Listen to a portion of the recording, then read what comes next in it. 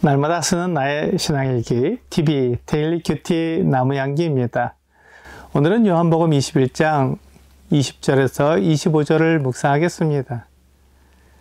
베드로가 돌이켜 예수께서 사랑하시는 그 제자가 따르는 것을 보니 그는 만찬석에서 예수의 품에 의지하여 주님을 파는 자가 누구오니까 묻던 자라. 이에 베드로가 그를 보고 예수께 여짜오되 주님, 이 사람은 어떻게 되겠사옵나이까?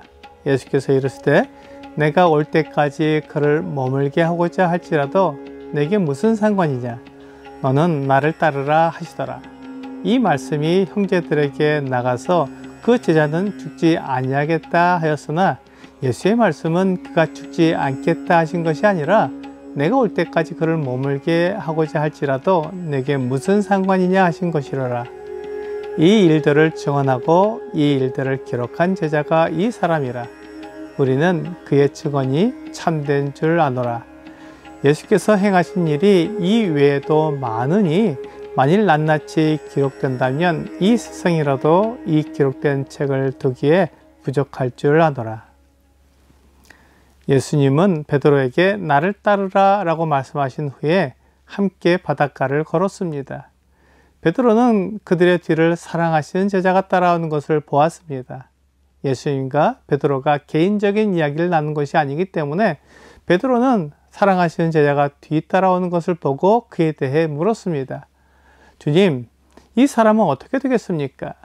하지만 예수님은 베드로에게 내게 무슨 상관이냐? 너는 나를 따르라 라고 말씀하셨습니다. 예수님과 베드로를 뒤따르던 제자는 만찬석에서 예수의 품에 의지하여 주님을 파는 자가 누구니까 묻던 자였습니다.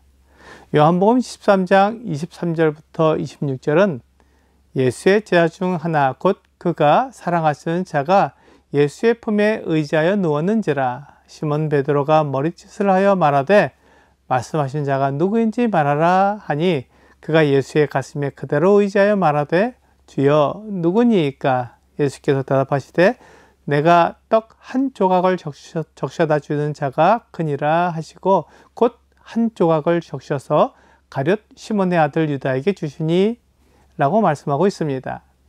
예수님께서 사랑하시는 제자는 만찬석에서 예수님의 품에 의지할 정도로 가까운 사이였습니다. 그리고 그를 향해 베드로가 머리짓을 하여 예수님을 팔 자가 누구인지 말하게 하라고 표시한 것을 알 정도로 베드로와도 가까웠습니다. 베드로는 그에 대해 예수님께 물었습니다. 그러자 주님께서 그 사랑하시는 제자에 대해 내가 올 때까지 그를 머물게 하고자 할지라도 내게 무슨 상관이냐고 말씀하셨습니다. 이 말씀 때문에 제자들은 사랑하시는 제자가 죽지 않을 것이라고 생각한 것입니다. 예수님의 사랑하시는 제자인 요한은 가장 오랫동안 살아서 반모섬의 유배까지 간 사람이지만 그가 죽지 않은 것은 아닙니다.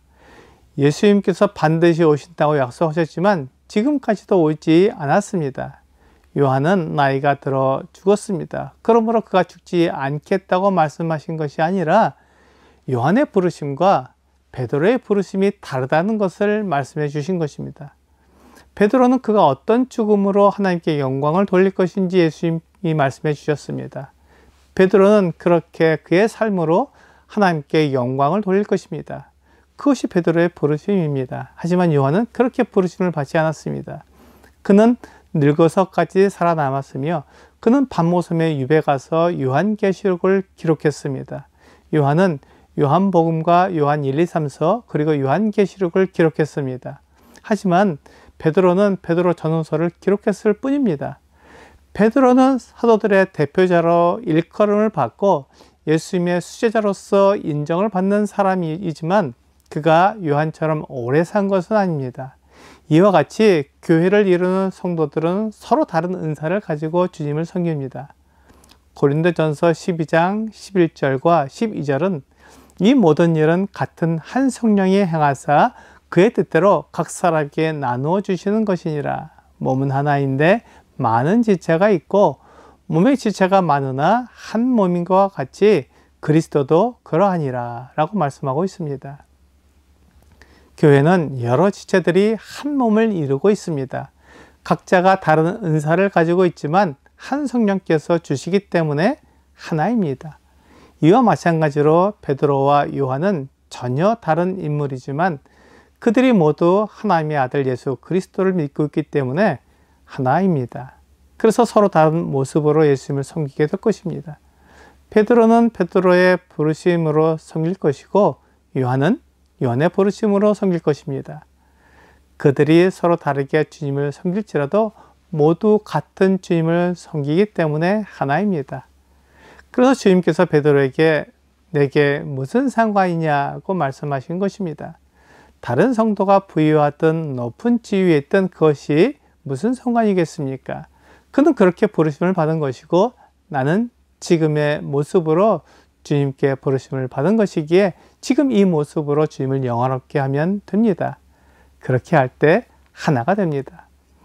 이렇게 해서 요한복음이 마무리가 됩니다. 요한복음을 기록한 제자는 바로 예수님께 사랑을 받는 제자이고 요한입니다. 요한은 나이가 들어서 많은 지역 교회들이 이단 사상에 물들어가는 것을 보았습니다. 특히 영지주의가 교회 안에 들어와 주님께서 말씀하신 복음이 아니라 신비한 지식을 통해 영생을 얻는다는 가르침을 받고 있었습니다.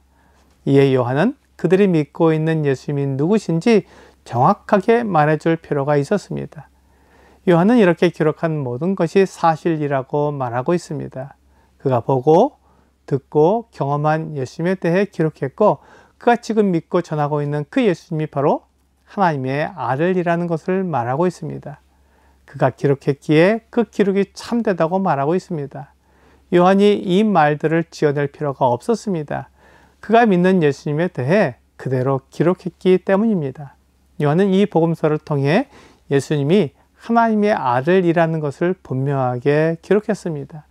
그는 예수님께서 7가지 표적을 통해서 하나님께서 보내신 하나님의 아들이라는 것을 보여주었고 예수님의 부활을 통해 그것을 완전히 못 박았던 것입니다. 만일 예수님에 대해 다 기록한다면 이 세상에 두기에 부족할 만큼 많다고 말하면서 요한복음을 마무리합니다. 오늘의 적용 질문을 보겠습니다.